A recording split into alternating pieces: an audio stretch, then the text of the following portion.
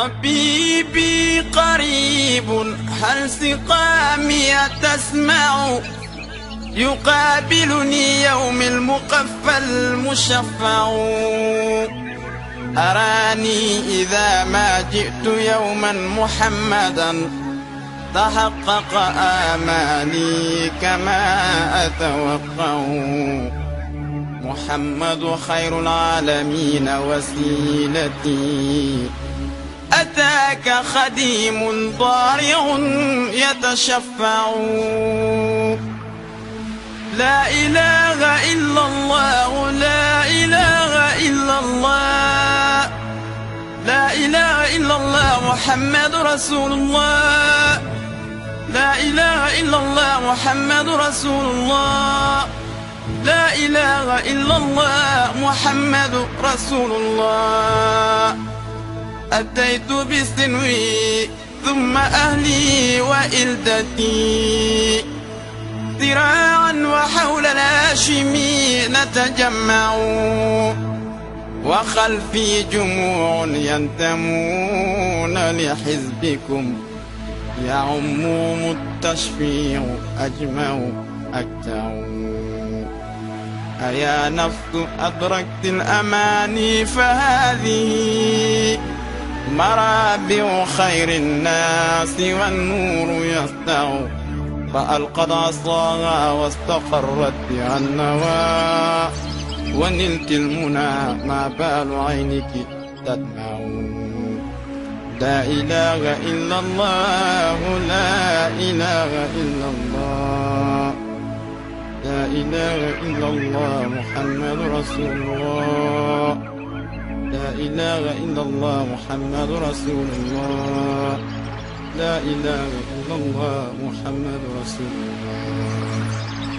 وما بال هذا الشوق والشمل جامع وذا الحبل موصول فما الوصل يمنع فلو صوروني في الحقيقة لم يروا سوى شخص محبوب به نتمتع فباعث إبراهيم للشوق واحد فلست أثنيه ولم أك أجمع وهو المصطفى خير الخلائق أحمد به قوت روحي عنده القلب يخشع لا إله إلا الله لا إله إلا الله لا إله إلا الله محمد رسول الله لا إله إلا الله محمد رسول الله لا إله إلا الله محمد رسول الله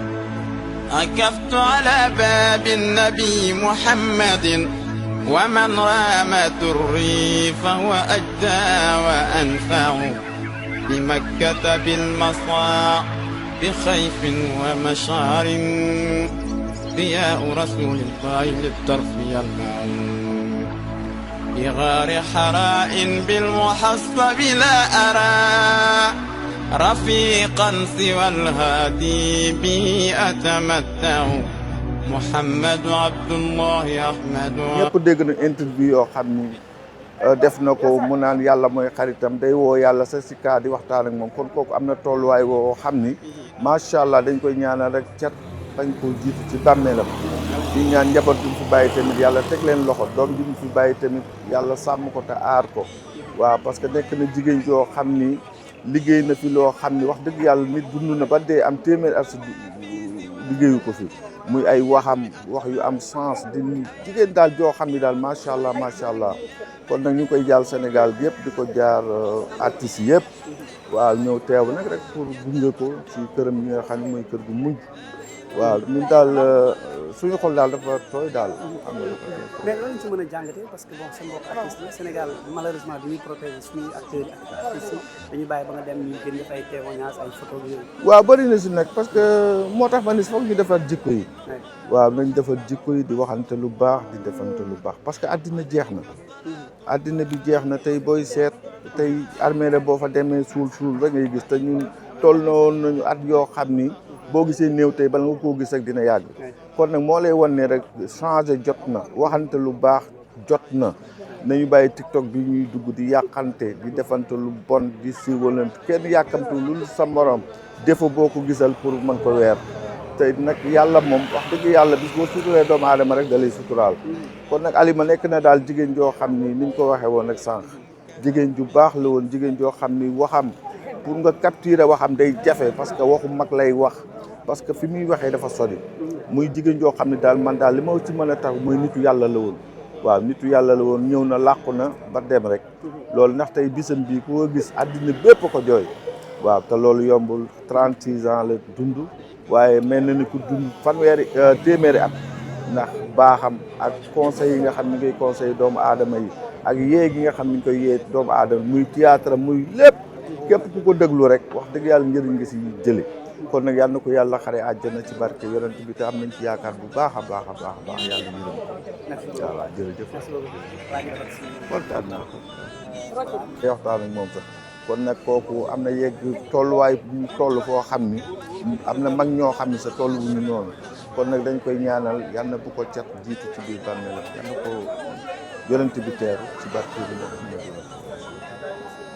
alors mu nekkoon koo xamante ne ràññee nañ ko ci milieu culturel Sénégal mu nekkoon artiste on peut dire international alors ban jàngat nga def ci milieu bi nga xamante ne nekkoon na fa